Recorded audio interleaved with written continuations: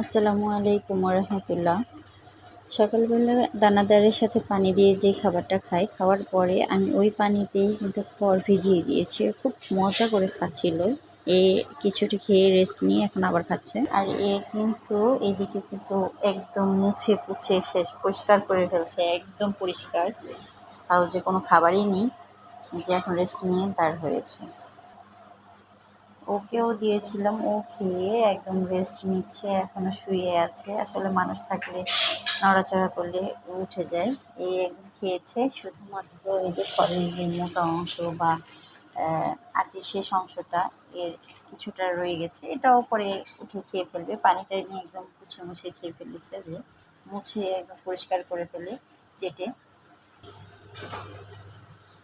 আর এদিকে এ কিন্তু দাঁড়িয়ে আছে, এও খেয়ে ফেলেছে। শুধুমাত্র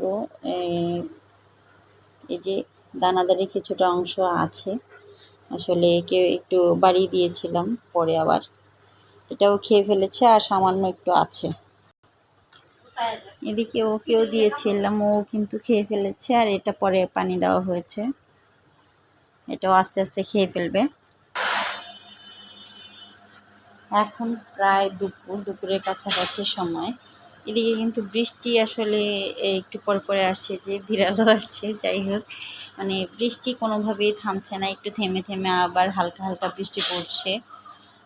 এই বৃষ্টির মধ্যে আসলে গরুর ঘরের কাজ করা অনেক কষ্টসাধ্য হয়ে যায় আমাদের জন্য, যারা গরু পালন করেন। বাহিরে খোলামেলা পরিবেশ, তো জায়গাও স্বল্প থাকে, তারা আসলে বুঝে যে গরু পালনের ক্ষেত্রে বৃষ্টি হলে যে কতটা কষ্ট। খড় কাটা দেওয়া সব কিছু অনেক ঝামেলা হয়ে যায়, যেহেতু আমরা বাহিরে খড় কাটিয়ে যে এই বাসের মধ্যে কাঁচা বা কাছি লাগিয়ে তারপরে কাটতে হয়। তো বৃষ্টি হলে সেটা আর পারা যায় না, ঘরে কাটতে হয়, আমাদের জন্য অনেক ঝামেলা হয়ে যায়। যেহেতু আমাদের কোনো মেশিন নেই,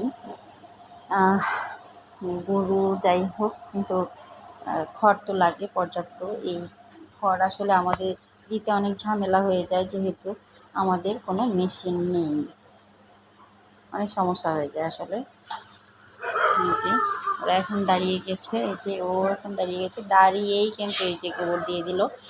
আসলে এদের কাজ তো এটাই, কিছু করার নেই, আমাদের কিছু বলারও নেই। তো এই যে সবগুলো এখন দাঁড়িয়ে গেছে, দুপুর প্রায় হয়ে এসেছে, ওদেরকে গোসল করিয়ে দেওয়া হবে।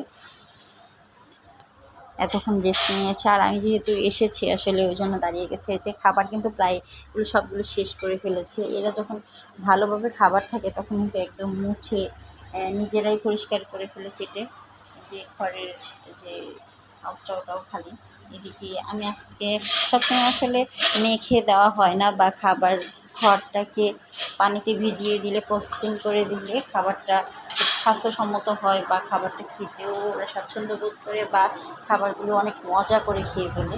কিন্তু আসলে এইটা হয়ে ওঠে না সব সময়, সময় সুযোগ বা অবস্থা কোনোটাই মিলে না, যার কারণে পারা যায় না। এই যে পাগলামো করছে ছেলে, এদের মশা মাছি আসলে খুবই যন্ত্রণাদায়ী।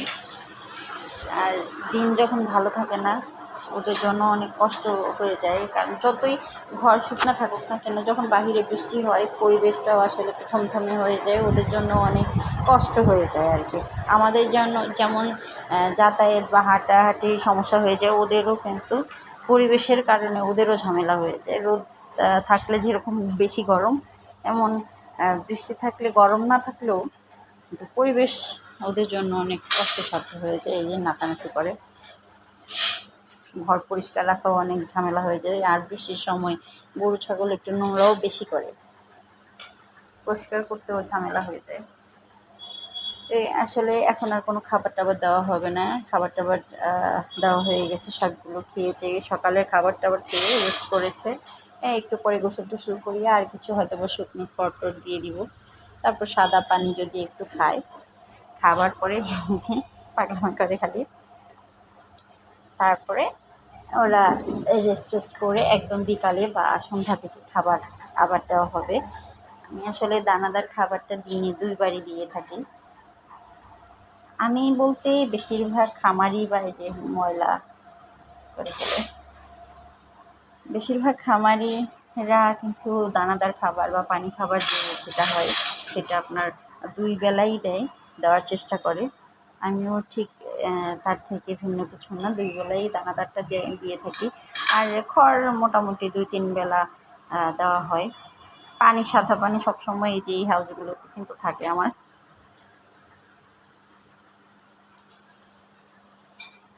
যে বাহিরে বৃষ্টি, তার মাঝে কিন্তু রোদও আসে, মুরগি টুরগি সব কিছু আসলে খুব সমস্যা হয়ে যায় এই বৃষ্টির মাঝে, সব কিছু কাদো কাদো একটা ভাব থাকে। আমাদের বাড়িটা যেহেতু মাটির, এদিকে টিনের বেড়া, যাই হোক আমাদের যে সামর্থ্য সেই সামর্থ্য অনুযায়ী সব কিছু। এদিকে কিন্তু আমার গরু মাত্র 2টি, সেটা সবাই হয়তো বা জানেন।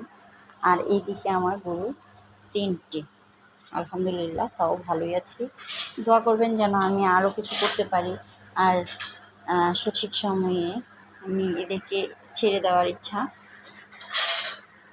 মোটামুটি ট্রেনিং কিন্তু অলমোস্ট অনেকটাই হয়ে গেছে।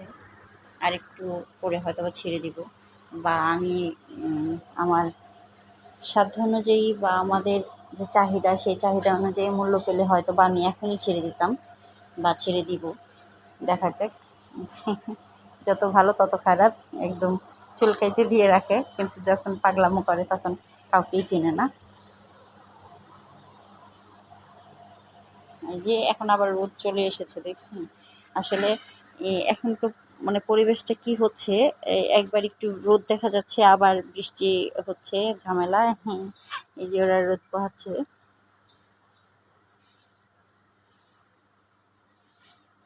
এই যে ওরা রোদ পোহাচ্ছে, বৃষ্টিতে ভিজে এখন আবার রোদের মধ্যে শুয়ে আছে। এই সব কিছু ভিজে, থেকে পানি একদম সব কিছুই ভিজা। তো যাই হোক, এই ছিল আজকের ব্লগ। তো ভালো লাগলে অবশ্যই আমার চ্যানেলটিকে সাবস্ক্রাইব করে আমার পাশে থাকবেন। আর আমি ভালো কিছু দেওয়ার চেষ্টা করছি বা করব, আরও কিছু শেখার আছে, হয়তো বা আমার কমতি আছে। আমি যতটুকু জানি আমার অভিজ্ঞতা থেকে আমি তা জানানোর চেষ্টা করব গরু সম্পর্কে। আর আসলে গরু পালনে যখন আপনি পালন করতে যাবেন তখন অনেক কিছু আস্তে আস্তে শিখতে পারবেন। আর যখন আমি কিছু করব না কিন্তু এমনিতে শিখতে যাব, তখন আসলে শেখা হয়ে ওঠে না। এগুলো আসলে অযথা কথা। মানুষ বলে ট্রেনিং দেন, এই করেন সেই করেন। হ্যাঁ, ট্রেনিং দেওয়া ভালো, তবে আগে আপনি ময়দানে নামতে হবে। না নামলে আসলে কোনো কিছুই করা সম্ভব না।